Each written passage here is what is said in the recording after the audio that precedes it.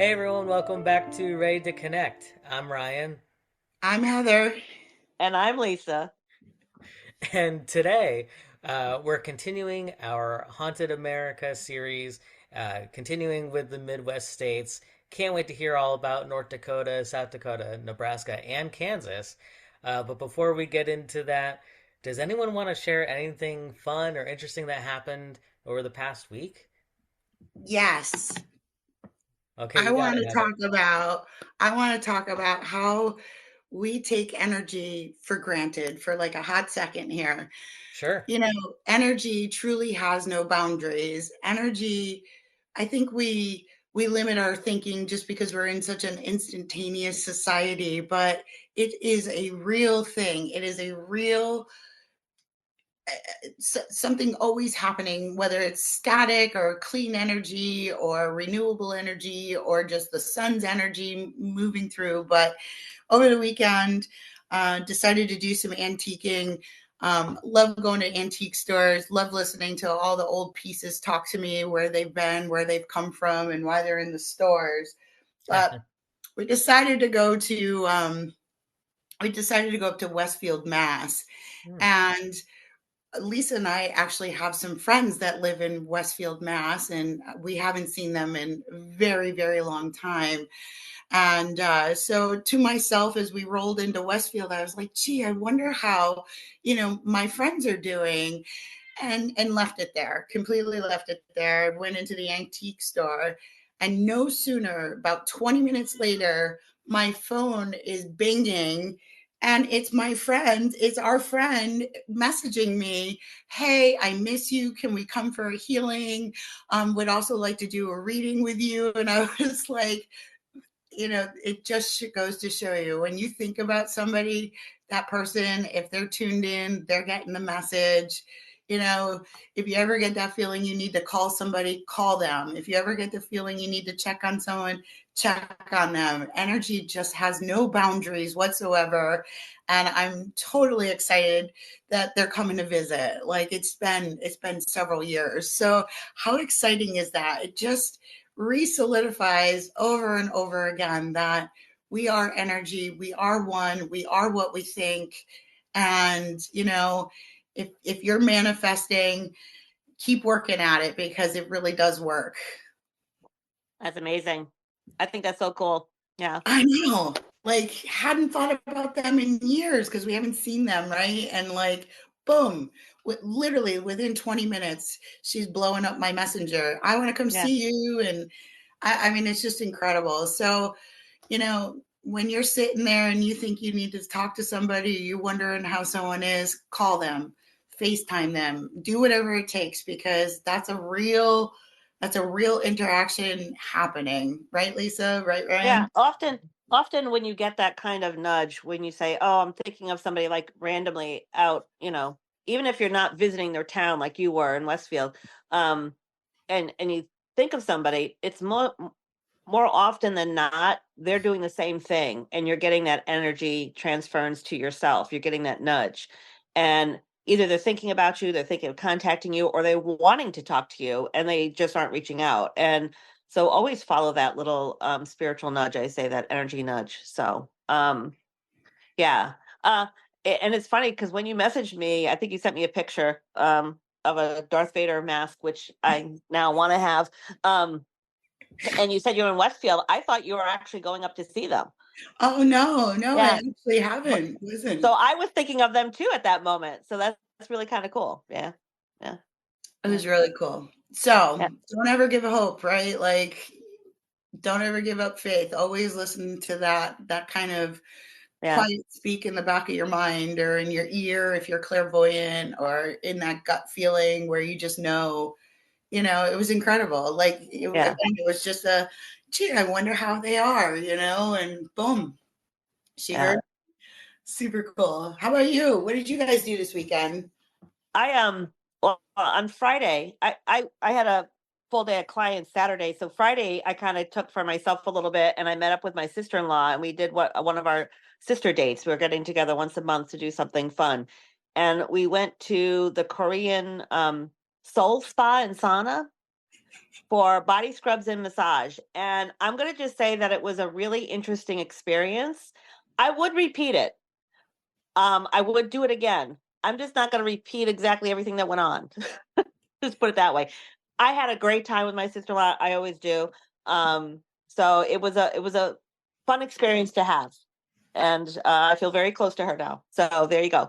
And another cool thing happened this weekend. I called my daughter. I had wanted to talk to her about something, and I had asked was it okay to call. I think it was on Saturday I called, and she said, "Yeah, go ahead. I'm home."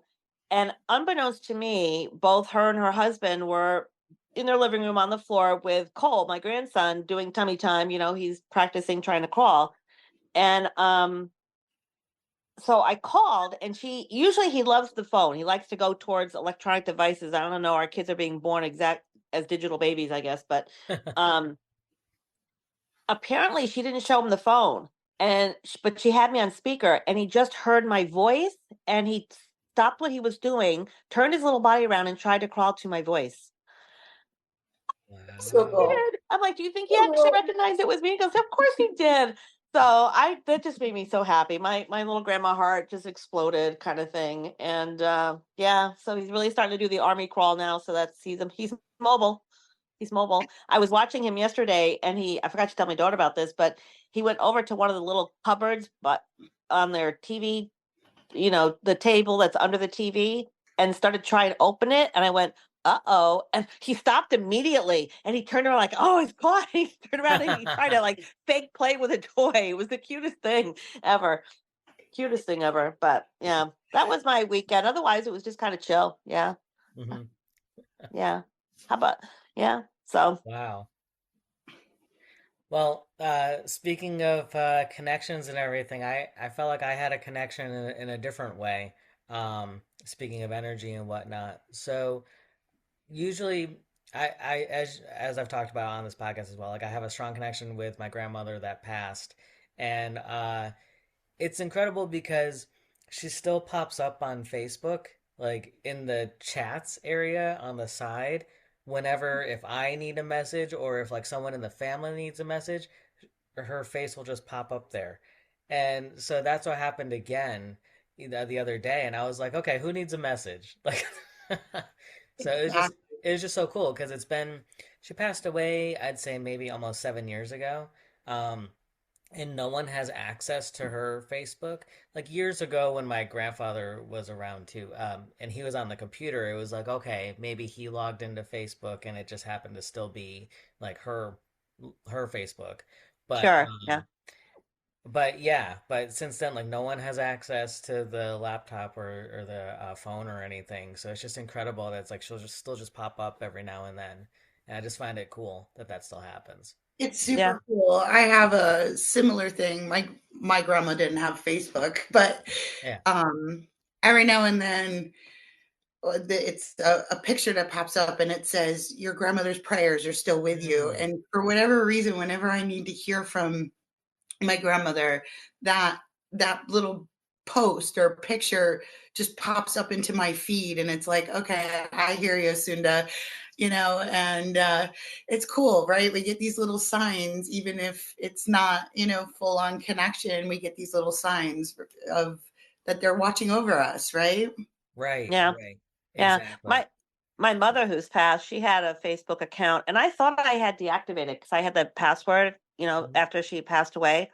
Um, I must not have done it correctly because every now and then it'll come up, her face will come up, or something from Barbara Hesketh will show, and it's just like, wow, this is crazy, you I know. think it was on Saturday, Lisa, that your mom popped up on my Facebook feed, and Yeah. I wasn't friends with her, but it popped up in my feed that I should be friends with her, and I was like, "Hey, how's it going?" Yeah. Just so you know. Yeah. Yeah, and I could have swore I deactivated it because when you're grieving, though, yeah, I don't know. I didn't need to see that, but um, yeah, it must still be active though. I'll have to. I Now I've forgotten the password, so I don't know what it is. I mean, I could try different things, but I probably don't know. Anywho, so should we get to our Haunted America series, right? Yes, Why don't we yes. start with the northernmost state, North Dakota? Yeah, so North Dakota, I found a couple things here. To be quite honest, I've always been okay, another side story here. I've always been interested in North Dakota ever since fourth grade because we did a project where we had to like write to a state and like get information back. And so whoever was the awesome person at the information building desk in North Dakota sent back a packet of like from Bismarck, North Dakota. And I'm like, I gotta go there. So anyway, I have yet to go there, but it's still on my bucket list to go to North Dakota Okay. because you never All know. right. So Let's fill up the car. I yeah, think we should wait though, with gas being almost $5 a gallon, but we yeah, can do it. yeah. I still have that packet of information from fourth grade. So yeah, That's Do you awesome. really? yeah, I Do do. you It's did you keep somewhere. it? I Oh, don't know. that's just amazing. It's probably in a Yeah. box somewhere at this point because I've moved so many times, but I still have it. So whoever that person was that put together that packet, it's appreciated. So, That's something. If you haven't gotten rid of it since fourth grade, and it's not your mother holding on to it or anything like that, yeah. that means it really is something that should be on your bucket list. Yes, yes. Yeah. Going to Bismarck. So, like, All right. I'm game. yep. Let's do it. Big Sky Country. No, that's Montana, right? I don't know. Yeah. Anyway, Yeah. Um, so I found a couple places within it's in one area. And so basically it's inside there's Fort Abraham Lincoln State Park. And there's two um areas that I focus on within that park. So the first area is the Custer home. Um, it's actually one of the most famous quote unquote haunted historical sites in North Dakota. Um, so it's a reconstructed 1870s military fort just outside Bismarck. But this house recreates the home of George Armstrong Custer and his wife Elizabeth Libby Bacon Custer, who lived there from 1873 until Custer left for the campaign that ended with his death in the Battle of the Little Bighorn in 1876. So, but in this home, you may find the spirit of his wife. Um, they're saying visitors have reported seeing a woman in a black mourning dress in the house, or maybe she's looking out upstairs and throughout the through the window. Some believe that she may be searching for her husband because he didn't return from Little Bighorn. Um, Objects in the house, I thought this was interesting, such as dishes or candlesticks. They've been reported to move when no one's around. So Oh, telekinetic energy. Fun, fun, fun, right? yeah, yeah. So I found that Wait, so interesting. are you telling me that this wife is the lady in black? I Yeah. picked up on that one Yep. too. Yep. Lady Yep. in That's why I Black. mentioned it. Yep. You kind of Uh, slipped it in there, Ryan. yep. Yep.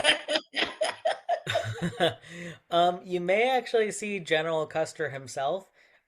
Some visitors have encountered his spirit, or at least they report they think that it could be him. Signs that it could be him, or is maybe hearing like heavy footsteps in empty rooms, seeing like shadowy figures in military clothing. They think that that could possibly be him. Uh, they're also thinking because like some of the house was used as headquarters for him, so Okay. that his presence may be there. There's also some soldiers that you might see as well. So basically, you might see soldiers in blue uniforms that they've been seen on the property. You'll hear their voices or whispers throughout the house. Sometimes, like the doors open or lights flicker on their own, and they think that that could be the soldiers just kind of coming and going. So I thought that was pretty cool. That's very Um, cool. let's see, and then let's see. I'm trying to see right here.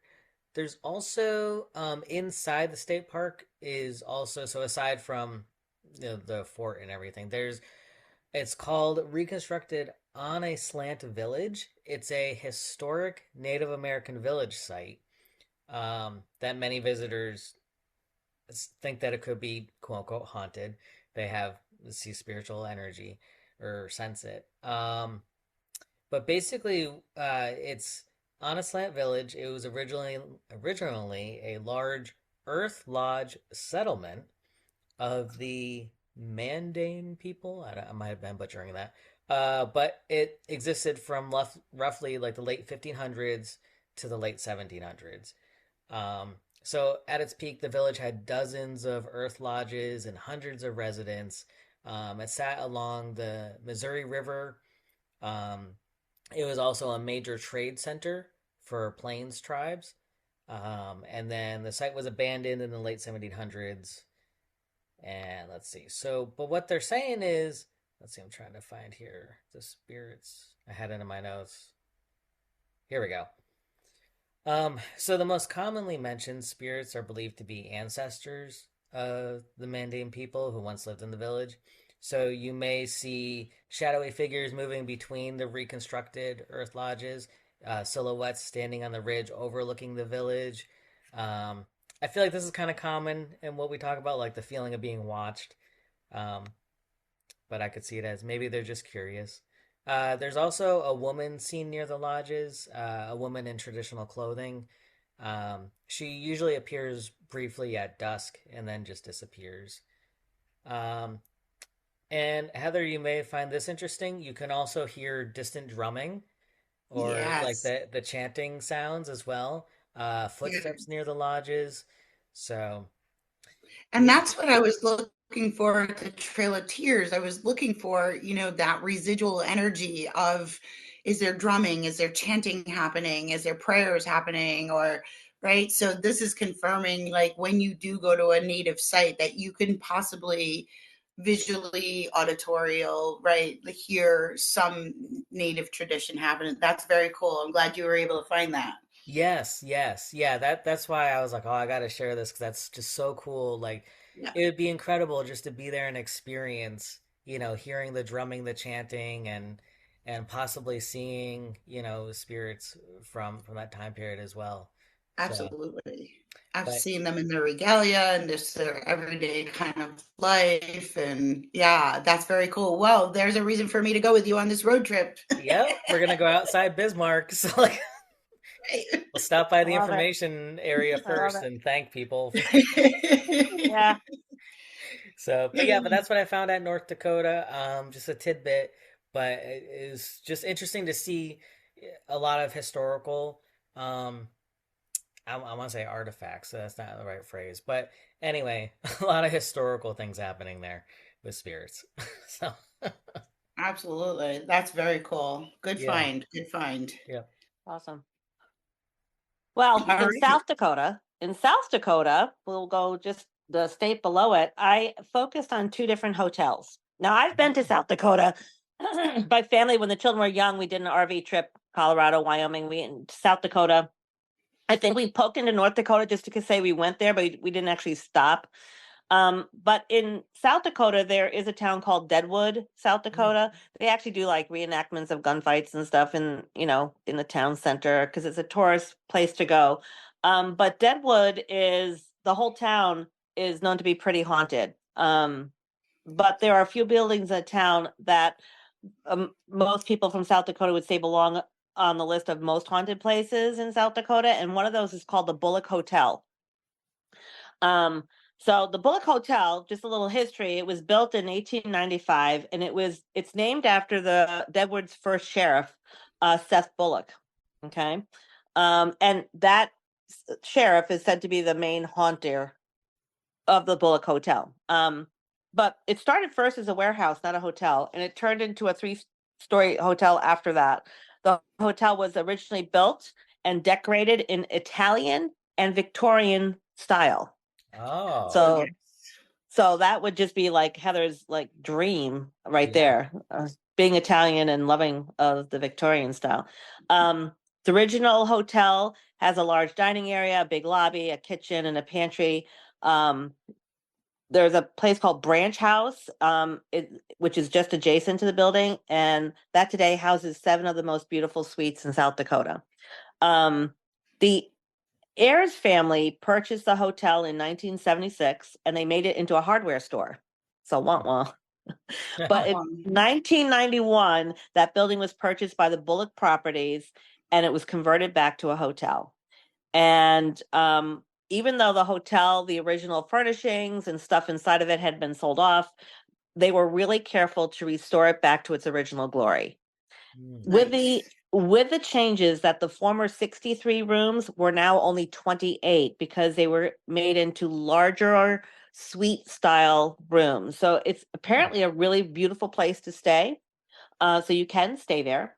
But it is reported that Seth Bullock will haunt that hotel to this, still haunts it to this day. Um, he died in the hotel on the 23rd of September in 1919 in room 211. Hmm. Uh, they're All very right. specific, died in room 211. So many people, guests, hotel staff, they reported seeing a ghost of the sheriff throughout the hotel. The claim is that the sheriff never hurts them, only called them and touched them as if gently passing by. Um, the sheriff merely checks on the employees of the hotel and makes sure that they are working. When the employees take breaks, he would make his presence felt so that they would get back to work immediately. Um, yeah, it's interesting.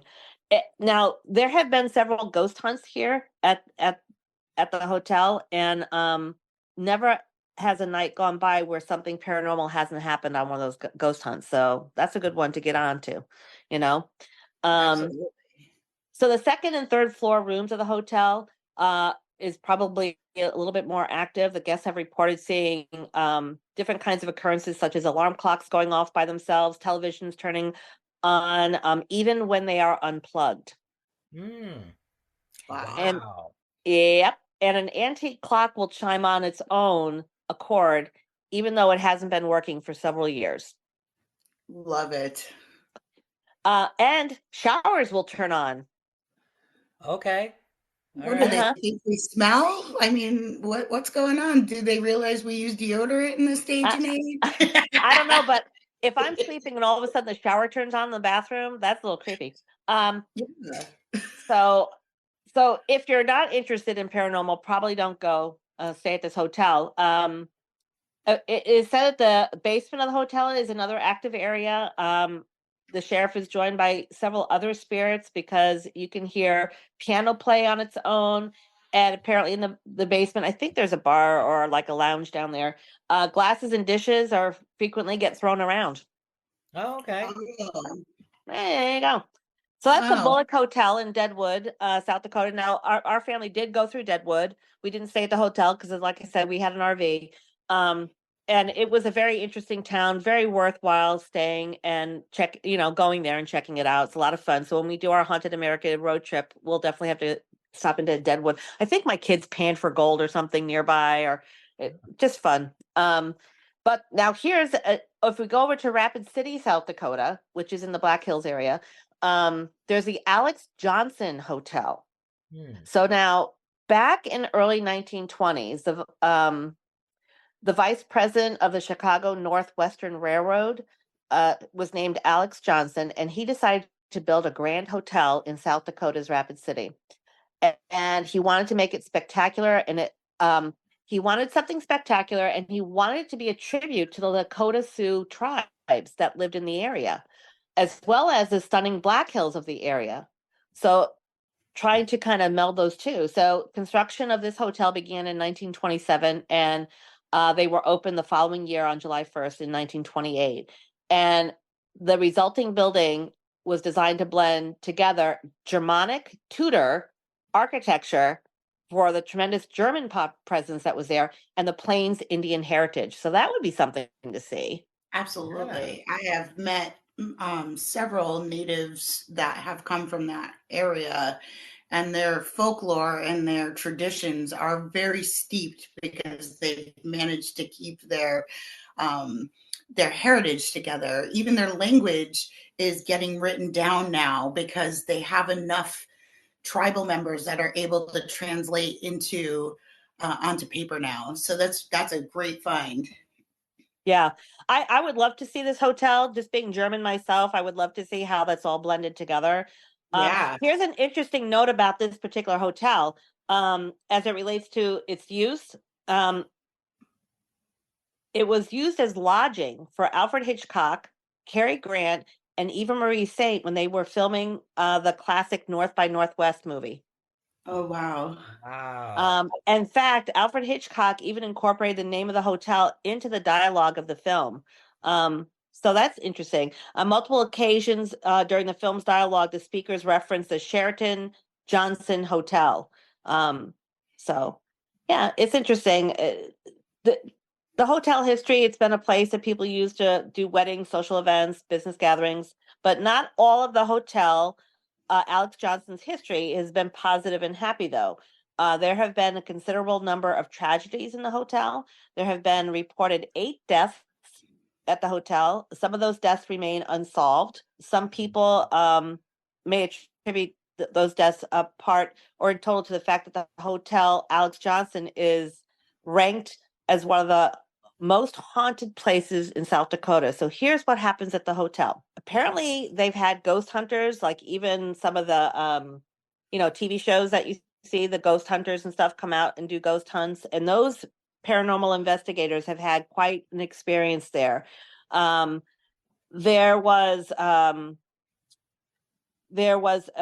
crew member of one of these teams that was staying in room 304, and they captured deep voices on a recorder.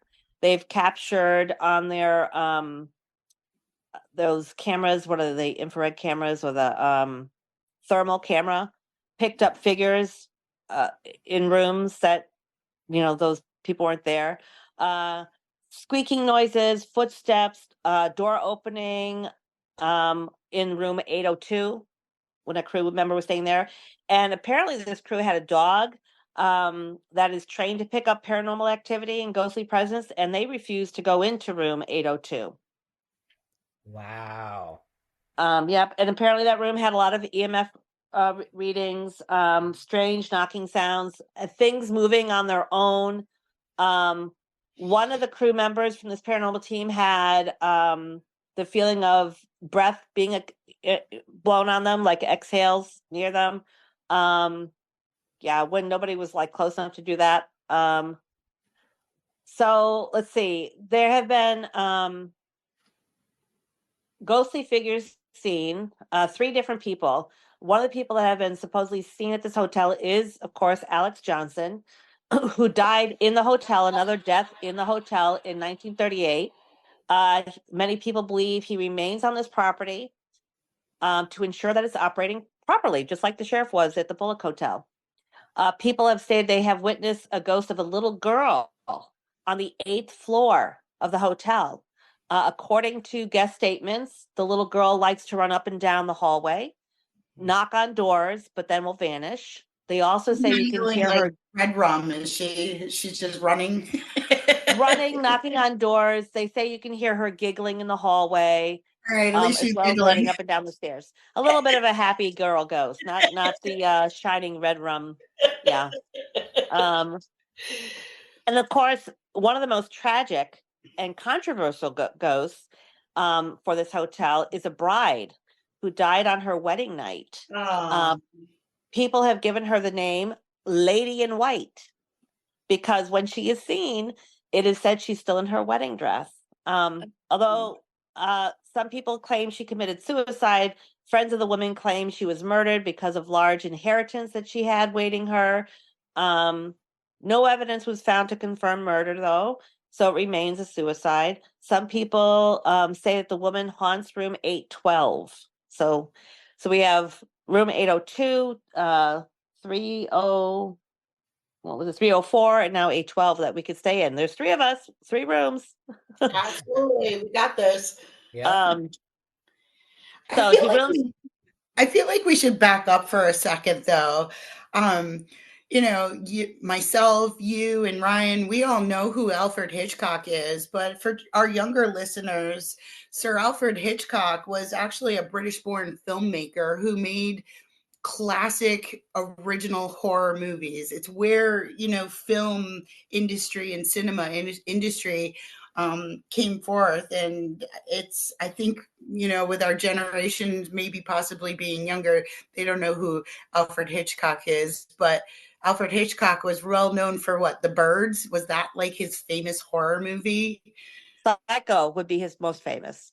Yeah, but he did like over 50 movies, and they were all primarily like mystery suspense, back in the day kind of horror, right? So if you're into that kind of stuff, definitely check out, the old black and white movies of Alfred Hitchcock.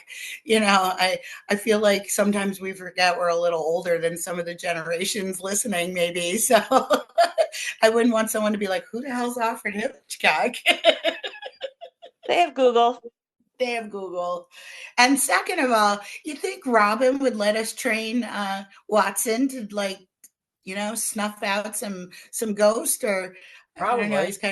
he's a Yeah. kind of a scaredy pants. It'd take a Eh, lot of work. I think he could do it. I He's think he pretty can do brave. it. So we can test it out. There you go. There you go. Definitely. Yeah. All right, back to this bride in room 812. Um, she haunts this room 812, and it said that she fell to her death from the window. Ooh. So if you're staying, people who stay or have stayed in this room state that drawers are turned upside down in the dresser when they get there, Hmm. when they weren't like that before. So you pull out the drawer and it's upside down. And it is not uncommon to find the window in room 812 open in the morning after it was left closed during the night. Hmm. So you go to bed with the window closed, you wake up with it open. And even more with respect to this young bride, some will say they can still hear her crying. Mm, Yeah. sad. Yeah, it's really kind of interesting. There's one story which I think has probably been debunked, but a guest staying there said they went into the bathroom, and when the steam went on the window, it said "help me," and it was thought that the bride wrote that. Wow. But you can easily write something on a window before you on a mirror before you leave, and then the next guest will see that, I would think, if it wasn't properly cleaned. But I don't know. So those are the three ghosts that haunt this place. It's interesting. This hotel, you can actually purchase a ghost adventure package. Oh, there Yep. you go. So they get the opportunity to be checked into the rooms where the paranormal activity has been reported. Um, yeah, and then there's a lot of other additional activity in this hotel, an unexplained phenomenon. You can anticipate like seeing shadows in unusual places, door opening and closing, unusual knocking and growling sounds. Howling. Yeah, growling. Yep, yep. Um, apparently, um, it's possible to experience. Some have perceived a very aggressive entity that lives in this hotel, and it is said that this entity likes to shove or bite guests without any type of obvious provocation. So to go along with that, there have been reports that chairs have been thrown across rooms by someone not living. Other Hmm. people state that chairs are simply pushed from one area of the floor to another. A former employee of the hotel claims that every morning he was tasked with consoling those guests that claimed to have been visited by ghosts during the night. That was his job, to console Wow. the guests that have been visited. I mean, That's got to be an interesting job. well, could you imagine having to employ somebody to do that? Yeah. Um, People run into cold spots throughout the hotel, feeling with someone sitting next to them. Others believe that someone is watching or following them, wandering around the hotel. Um, so the ghosts there remain very active. So it's definitely one of the hot spots I would like to definitely check out. Hmm. You know, Yeah. I don't know if I Yeah, want to be bit, definitely. but No. No. And then my I'm not into question that is, whole biting thing. I don't know about you guys. yeah, if a spirit is biting you, does it leave a mark, or do you just feel being bit? I think you do have a mark. I've That's what I, seen yeah. people that have been hit or slapped or whatever, and there's a Mhm. mark left there. I'm wondering if the bite is not so much an actual like human entity, but it might be an animal entity, like a dog left behind or something, Ah, that makes sense. who's there just to protect or whatever, and you get too close, so you get bit. Yeah. Um, Yeah, it would be interesting. I mean, that was sort of like when I was doing research, I found much more about the bride, about the little girl, and about Alex Johnson himself than I did about this, you know, ghost who's very aggressive. Um, so I don't know if that's just people making up stuff to just kind of report, hey, I had this happen, or if that's really true. It would be interesting to go find out. Um, I don't want to get bit, so it would be one of you two that has to kind of volunteer for that. All right, I'll take it. I'll take it. You know, I'll take but I'll it. go play with the little girl upstairs in room 8, or I'll be in 812 with the bride who's crying or whatever. Because I'm not clairaudient as you two are, so I probably won't hear the crying. So Yeah. And I'm curious about the window too, that it opens, like, so is it locked and then it opens, that'd be I don't interesting. know. It'd be interesting. I would think all hotels in today's world need to have a lock on them, windows and True. doors, you True. know? Yeah, I mean, all these kind of hotels that you can stay at, the only hotel that I've actually stayed at that have had these kind of hauntings has been the Red Lion Inn Mm, up in the Berkshires. And mhm. I didn't get a chance to stay in the haunted rooms, right? And even those older hotels, they do have the modernized lock on the windows and lock on the doors and things like that. So Sure. I would imagine it was locked. Um, I mean, it's not just one occurrence of this window opening, it's multiple. Hmm. So yeah. Mm. Be Well, man. interesting to, like, if you had a camera, just point it to that window and see at what time it actually opens up. Right. Yes. Right. Yes. And just do like a time lapse, right? Yeah. Hmm. Yeah, yeah, yeah. I'm sure it's Does been done. I'm sure it's been done, but I'm sure. Yeah.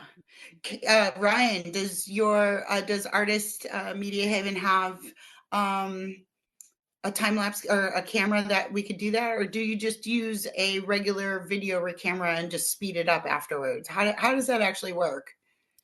I would suggest just we could just use a regular camera and then just speed it up.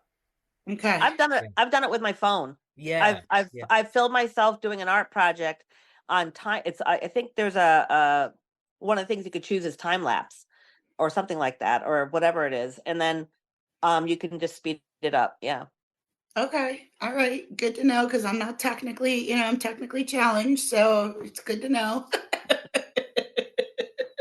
But the good news is that it is doable. You don't need anything like special, really. Fancy, You yeah. can use any camera to film it, and then just Okay. speed it up afterwards to just to see it. But it Very would be cool. So when interesting. we rent these haunted rooms, are we going to like record ourselves, maybe not sleeping, but like off to the side? So like if we do have any interactions and sleep through it, we'll have, okay.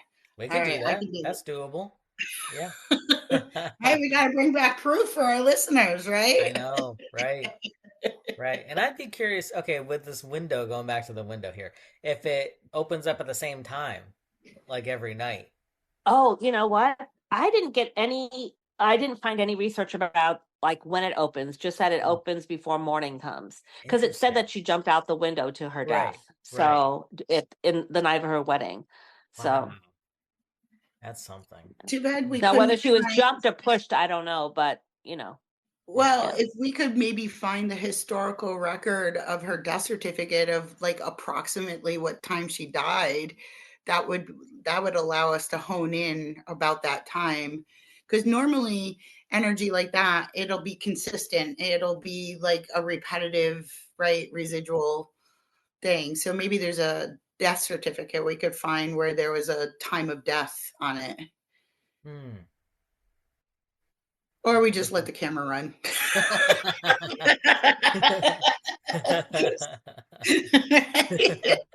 Whichever is easier, I don't I know. also wonder if it's every night or only like on the day of the week that was her wedding, like if it's every Saturday night or every Friday night that it happens. Or just a Ah. full moon or something, right? Hmm. Yeah. Interesting. Well, Well, these are that all questions we have. Hopefully, someone's listening that's from down there and can clean up some of these questions we have. yeah. And Well, that's what I found in South Dakota. I just focused on those two hotels. So, would love to hear what's happening in Nebraska.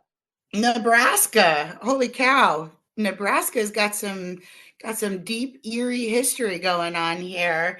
But I decided to jump in with the woman in white. Seeing how we're doing the woman in oh, white, we got a lady in black. Like, I'm gonna go for it. So I came across a legend or a spiritual story, or however you want to put it.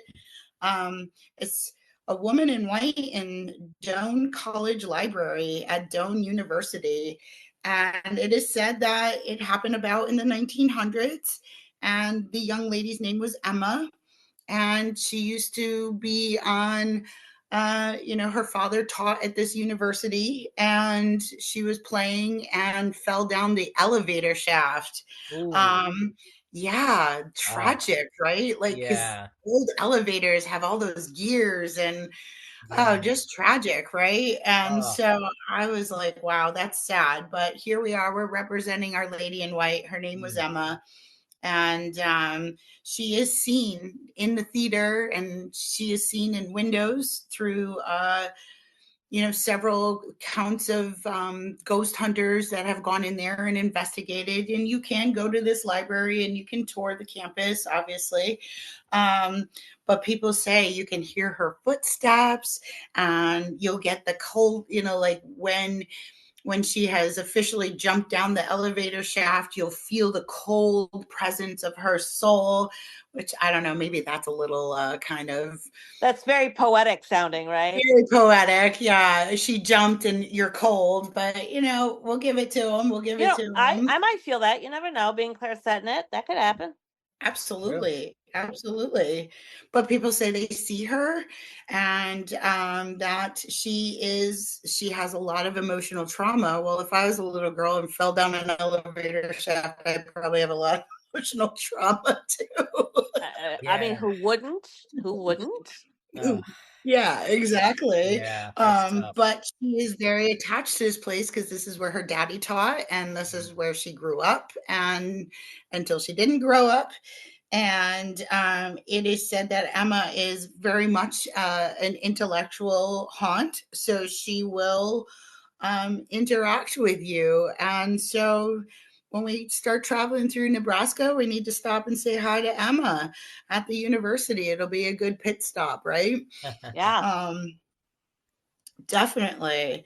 Then I found this really, really interesting legend and folklore and haunting, and it's the Hatchet House. And this is another 1900, kind of early 1900 story that the locals, I guess, to this day still speak about. That um, I didn't find any, like, not like the Mothman where they do, like, parties for this person, but they do still speak of this.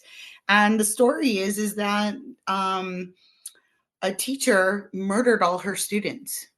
Oh my word. Wow. Now And both so, Brian and I are like gobsmacked because a yeah, teacher would never think about we would put our bodies in front of a bullet as many teachers Mhm. have in recent history Yes. um to yes, save these children. Oh yes. my So word. here, this teacher led the children on an expedition or field trip, I guess you would call it.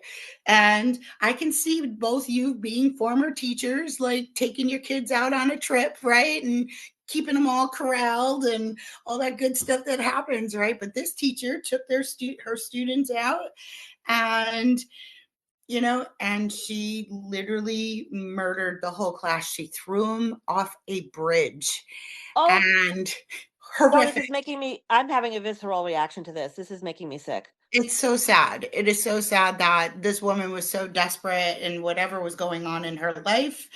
But it Would she is throw sad. each child? Throw each child? How many kids? Why wouldn't they run away? Run from the teacher. I Run. know. What should do? Like group them all together and like, yeah, I don't know.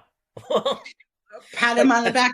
Good job. Boof. Good job. Boof. I don't know. There wasn't a lot of a lot of information. So I was just Wow. grabbing what I could. But the Mm, fact that a woman, and knowing that you and, Ryan and Lisa are former teachers, this is totally gripping, right? And I guess the worst part of this whole story is nobody goes tries everybody tries to avoid this bridge, because apparently when you go down there to do paranormal investigations, you can actually hear the heartbeats of the kids.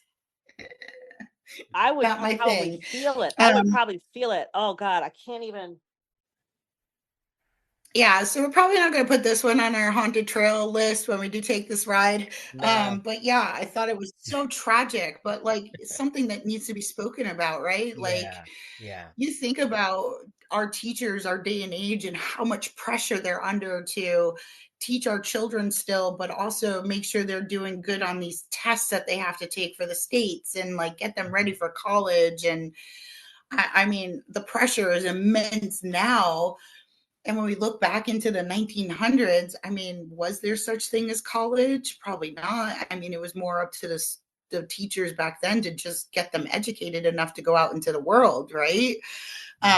So yeah, it is a totally uneasy sensation. It is a tragic story. It's a tragic story that needs to be told, because maybe there was some mental illness happening. And of course, back in the early 1900s, they didn't know what mental illness was, right? They, There was even to this definite day, mental it's still illness with that. misunderstood. Definite.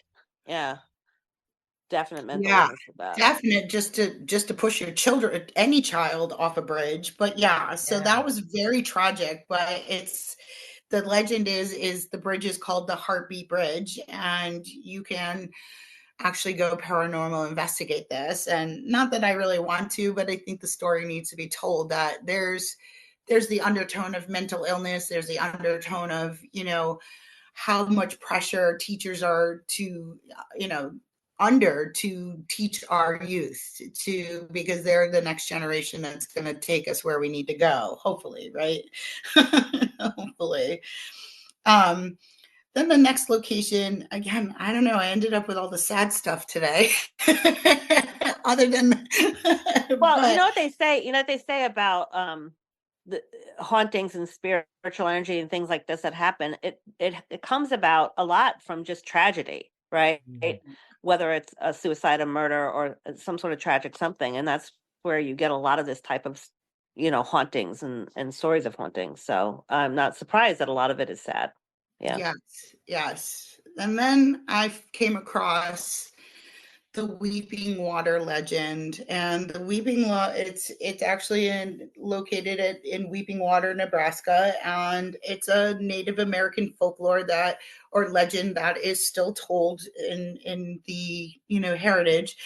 And it is about the women mourning the fallen warriors. And it is said that the women went to the river and or a riverbed, and they were crying so much that from their endless tears of tribal conflict, that the river formed. And which we know, through archaeology and whatnot, it's not possible, but the legend is that the river flowed even more because of their tears. And it is said that you can go down into this, to the Weeping Water, and if you sit long enough, you will hear wailing sounds of crying. You will hear prayers. You will hear the tribal women really just trying to cross their husbands' souls, through prayer and drumming and chanting. And again, it's sad, right? It's very sad. There was mass genocide on our Native Americans and throughout the history of America. But this is collective grief too. So I'm bringing all the grief today, unfortunately. um, but yeah, and you can go down there. You can sit by the water, and it is said to be more residual. Nobody's interacting intellectually with this energy. But it is a tale that should still be told, right? Because we are awakening more and more in our era to our past, and not that we can make it right and correct it, but we can at least honor it. So here's the honoring to the three that have all lost their lives: the children, the little girl down the elevator shaft, and our tribal women. So yeah, wasn't a lot, but a lot of happy stuff. Um, you could also go to Omaha and visit the Mystery Manor. And it was built in 1887 by a wealthy man who allegedly murdered his wife in 1929. And then he went mad. He went absolutely mad. And apparently, if you go to this Mystery Manor, which you can, it's an intellectual haunting and it's tied to traumatic death as well. But it is an open attraction during some seasons. But it's said that you can interact with a male figure. You can also feel the violent energy impressions, which I don't really want to feel that. So we're probably going to skip this one too. Um, Especially if you yeah, volunteered to be bit. Why would you want to, so yeah, I don't want you've to be already kicked and you're already bit. gonna be Yeah, bit I in already South volunteered to be Dakota. bit. You're right. I don't need to be kicked around and bit. We're good. Nope. Nope. True, true, true. But yeah, so it seems like Nebraska's got some really heavy folklore, heavy, stories, and all very much running rapid. So Nebraska might be one that we could probably skip. Like, I didn't find a lot of positive ghost stories there that I want to talk to. But Yeah. yeah, those were my findings. Let's go to the state of Kansas. We each took one place to kind of research and report on. And actually, referred to me by Ryan was the Hutchinson Library in Kansas. I guess he knows I'm such a book lover and a lover of libraries. So when he saw that, he said, Lisa, you got to check this out for our podcast. So I did. So the Hutchinson Library in Kansas, there is one spirit that's talked about there, and that is Ida Day.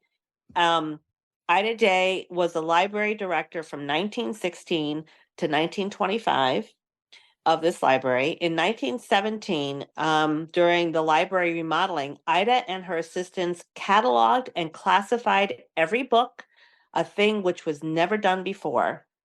Um, and one of the best ideas which Ida Day had inaugurated into the system of management is a perfection of the reference arrangements in that library. So she was very much a person who attended to detail. Um, Ida helped people look up any number of books. She also mounted and classified 3,000 pictures during this time that she was director of the library. Wow. And one of Miss Day's achievements was sending books out to soldiers during World War I in 1918. So that was a something that was of interest to her. But in 1925, she did take a leave of absence for a year to study at the University of Kansas. In 1926, Ida then resigned. She was married at the age of 52 to John Holzapfel, Holzapfel, in 1940. And then in 1946, Ida returned to the library, and there had been plans for another remodel since the population of this town had doubled. So they wound up building a new library, which is where it is now. And Ida even wrote an article for the Library Journal titled Hutchinson Builds Modern Library. This was in 1949, where she described the modernization that was taking place and even included blueprints for the new library. So Ida yet again served as library director for the Hutchinson Public Library from 1946 to 1954. So she actually really did enjoy this work as a librarian and was really thought to be very strict, I guess, in how the library was run, right? Now, her husband died in 1948, and it was the same year her sister also died. And then on February 1st, 1954, Ida resigned from the public library again, and she was going to become the head of the catalog department in a library out in California. But on her way to that job in California, she died in a fatal car accident at the age of 65. So here she was, 65, and going to go take on a new job, right, at another library. And she ended up dying. But it said that she was quoted as saying that she was going to keep her home in Hutchinson and return back to that library at some time. And I guess she kept her word because Ida Day haunts the Hutchinson Library. Um, Paranormal activity at this library is very common, and it's so common that the local papers has covered the story in they covered it in 1975, and multiple websites. It shows up on all different kinds of haunted locations, so it's been covered extensively. um Ida and her hauntings at this library. So she prefers apparently to haunt around the basement. Staff and visitors reported hearing disembodied footsteps in that area, as well as items that will occasionally go missing or seeming to move to different positions when no one is looking. In one incident, the librarians Angeline Welch and Rose Hale were working in the basement. Hale had run upstairs for a moment, but when she returned, she heard Welch speaking to somebody and then heard footsteps walking away.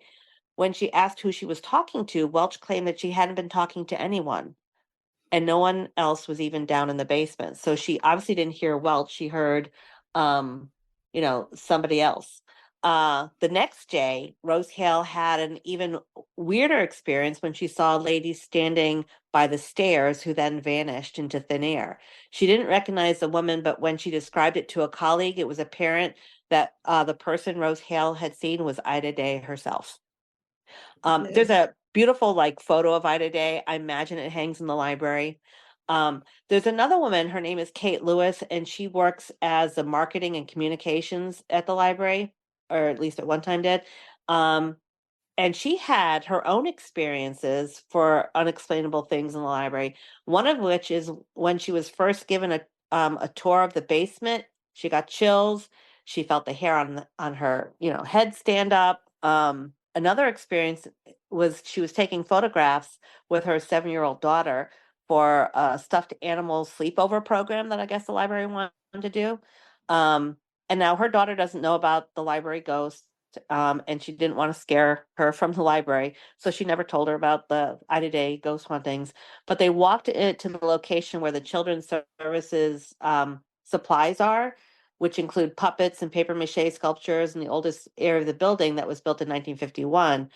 And she thought her daughter would absolutely love this area, be fascinated with the puppets and, like kids are. But instead, she didn't like the room. She said it felt very scary. And she didn't want to take pictures with any stuffed animals and just wanted to get out of there. That's a 7-year-old picking up on that kind of energy.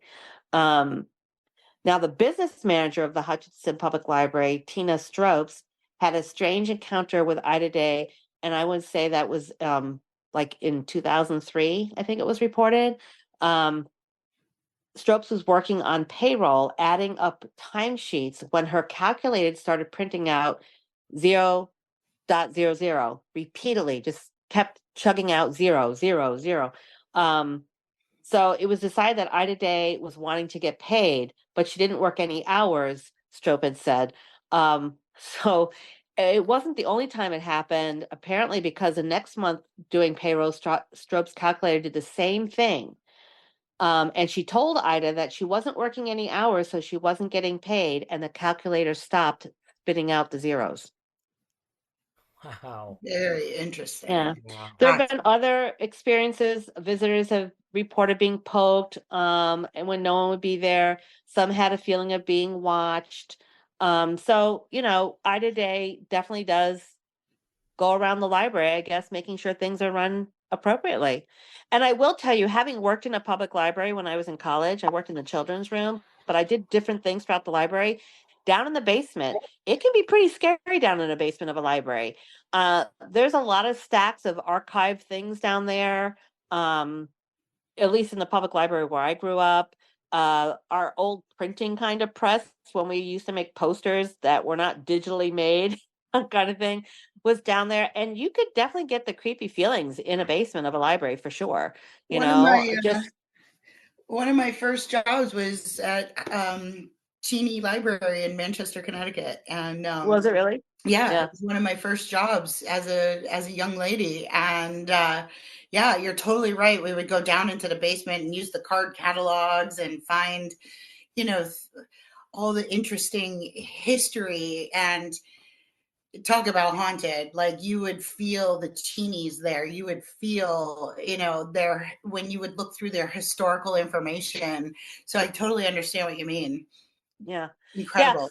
No, I love a library. I love being in library. I love being around books. It's just I just love it. I feel it's just one of my passions. And um I would think if I was a librarian or even a bookstore owner, I would want to stay there for sure. So I can see this definitely being very viable that Ida Day is with the library that she first was a director of and then ended as a director of.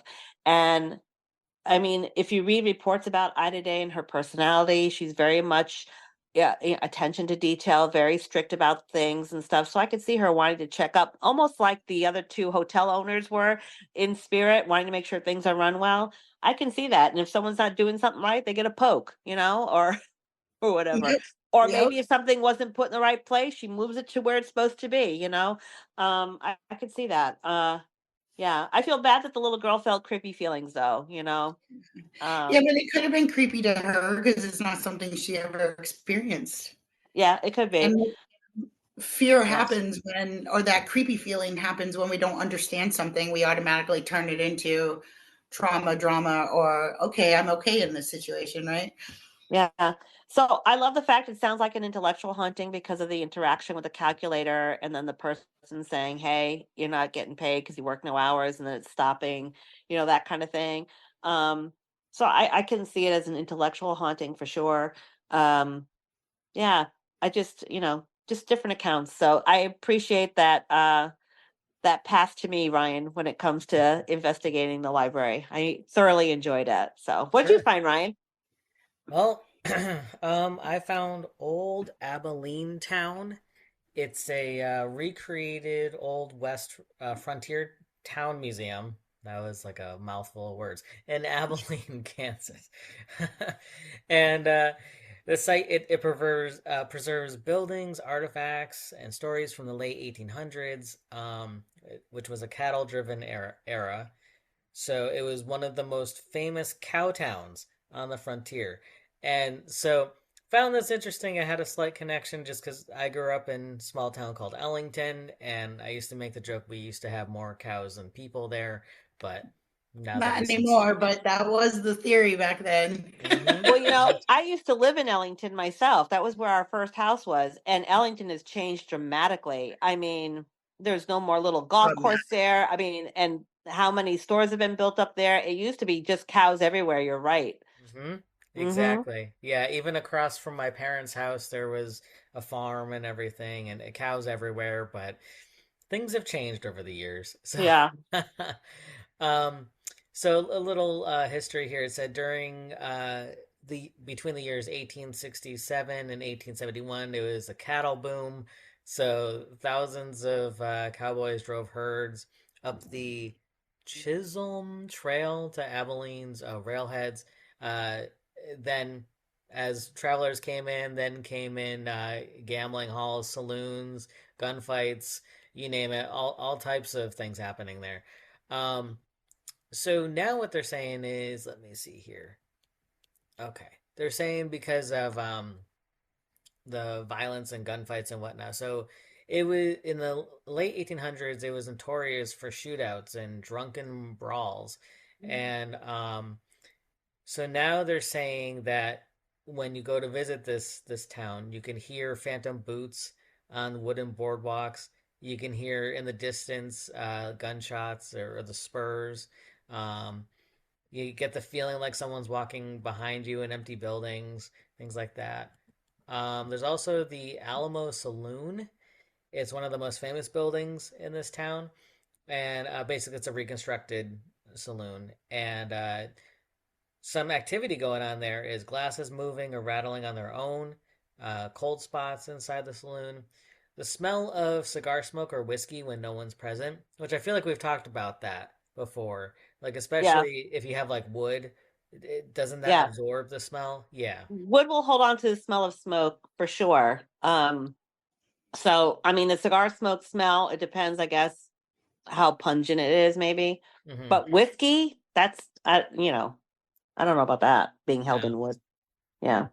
Sure. I mean, you think about the barrels of whiskey that you can purchase, and Hmm. they're just soaked. I suppose after time, but I don't know. I mean, wood will really hold on to a smell. You think about like cherry wood, mahogany wood, apple wood. Hmm. They really retain smell. Cedar wood. I mean, back in the day, every woman would have a cedar chest, and it would continuously have its smell, right?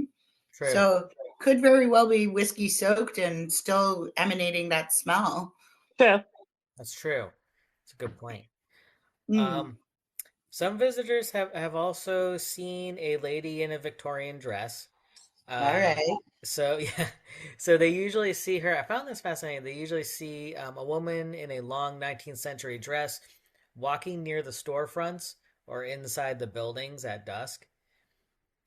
So she tends to disappear when approached, but she's usually near the historic homes or boarding house areas. So they think maybe perhaps she lived there. Um, and then lastly, they were saying that they think that it's residual hauntings, um, just because it's like footsteps or doors opening, closing, things like that. So yeah, so that's that. Definitely. Very cool. Very cool. Yeah. So what about you, Heather? What'd you find? All right. Well, we're going to the Eldridge Hotel, owned by Colonel Shaler William Eldridge. And he was the founder and owner of the hotel during the Civil War era. He was also a community leader, which I feel like in that era, most people who had any kind of form of power, military power, would lead, right? Um, and he is said to have such a deep emotional attachment to this building that he still resides there today. This is all based around the 1899 era, and many believe that he and his wife have never left the property. But the haunting centers around, write this down, because I think our next thing is going to be a list of all the haunted rooms that we're going to have to keep track of. And the haunting is said to center around room 506 on the fifth floor. Um, and it's all around the elevator and the room itself. And even some, I guess, down in the basement, there's a lot of kind of, I guess there's an event room down in the basement. So there's a lot of kind of activity happening there as well. And in the hallways. The hotel sits on a historic downtown intersection where earlier hotels stood before being destroyed. So the stories began again around in the 1900s, where some say they dramatically increased, and some say they are folklore, and some say they are actually true legends. Um, but there is actual no documentation during Eldridge's lifetime, and this is why it's led to believe that he still haunts this hotel because he loved his hotel.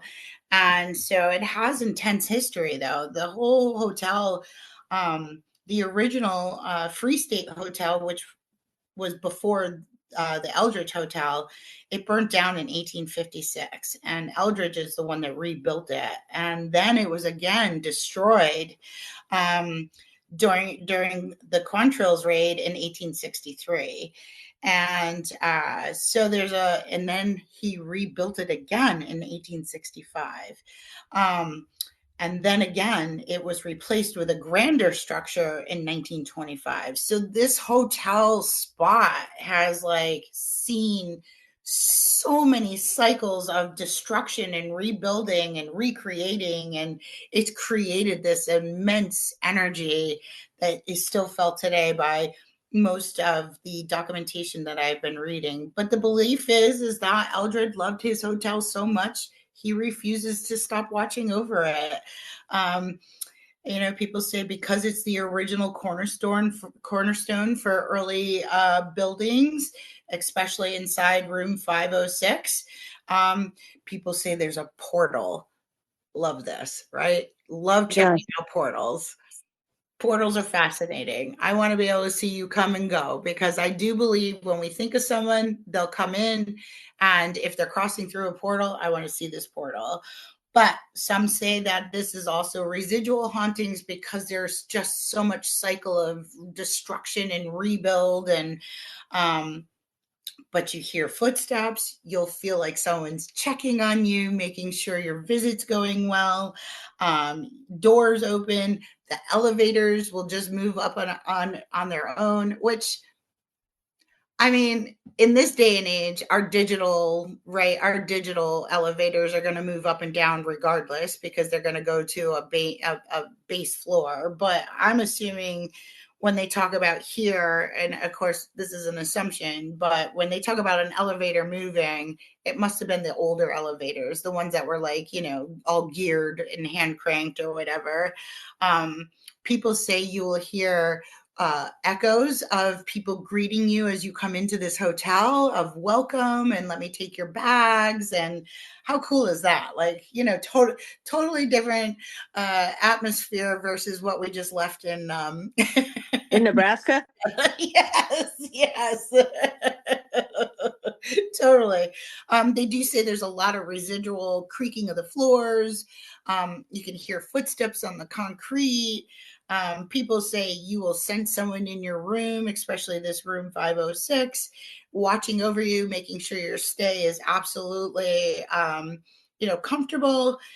They do say if you fall asleep in room 506 and you leave the TV on, someone will come and turn the TV off for you. An energy. Oh, we got to do that. We got to do that. Absolutely. I want to do that. I want to stay in 506 and leave my TV on and see what happens. Yes. And they also say that someone will come in and if your suitcase is messy, your clothes will get placed back into a nice order. Okay, So no, I want to do that instead. I want to do that one instead. How about we just do it at all, right? Okay, But they there we go. also say that when they come into the room, that you can hear water bottles crinkling because they're pouring you a glass of water. So when you get thirsty or parched in the middle of the night, you can roll over and take a sip. They also say if you look into the mirrors, you'll see a candle illuminating the room. And some have said they've watched objects move in that are within the room. So it does sound like there's a lot of friendly and protective energy here. Like nobody's trying to scare you or haunt you. It's not hostile, right? They're really just trying to take care of you.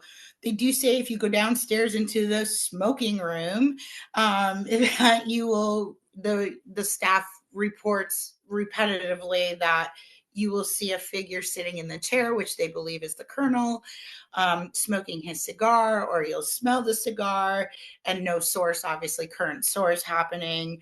There was an incident in 506 where someone got locked into their room in 506. They got locked in there and they weren't able to get out. And they don't know how they got locked in there because they obviously had control from their side of the door to open the door, but they couldn't. And so the door had to be removed off the hinges, which just caused a little bit of trauma to go around 506. But again, everybody says it's very protective. They're going to pull your covers over you. They're going to flicker the lights to let you know that they're there. They do believe that the colonel's wife does walk around. She's an elegant woman. She makes sure everything's all tidied. You'll see her in the ballroom, just kind of tending to everything going on. Lots of great stuff. Lots of great stuff happening here. Definitely a cornerstone of, emotional upheaval and healing happening in this hotel. So I'd like to check out 506. I think we could all do it. Definitely. But I'm not going there to provoke and challenge anybody. So we can just go and have a good time and do some recording. There you go. There you go. All right. Well, I think that's it for our Midwestern states. I think we've done them all now, and so we'll move to the West, I guess. We're moving to the West. Can't wait. I have, being that St. Patrick's Day is this week. I don't know when this is going to air, but as for an affirmation for us, I have one about luck. Okay. Seeing how Yeah, our luck was run out yesterday. The leprechauns turned our power off. took our power off and took away our internet. Yes. Oh. But before it's the affirmation, I just want to remind our listeners that we do have a live taping happening on May 4th in Coventry, Connecticut. You can find the information on that on either Serenity Grove Wellness Center, the event calendar of our website, or at Art of Saving Media on their website as well. And you can register for that event. We hope to see you there. And so the affirmation I have is good luck is always on my side, bringing me much abundance. How about that? Love it. Ooh, Yeah. that's perfect. You don't want to just say luck. You want to say good luck. That's Yes. right. Yeah, because Yes. then you're going Yep. to have luck. Bad luck, good luck. I want the good luck. Yeah. Right. I guess that's all for this week. And we look forward to connecting with you next week. Thank you for tuning in to Ready to Connect. If you're interested in exclusive behind the scenes content, be sure to like, share, and follow us on social media by searching for Ready to Connect Podcast on Facebook, Instagram, TikTok, and YouTube. And for those looking to further support our podcast, consider subscribing to our Patreon at patreon.com/ready to connect podcast. And until next time, get ready to connect.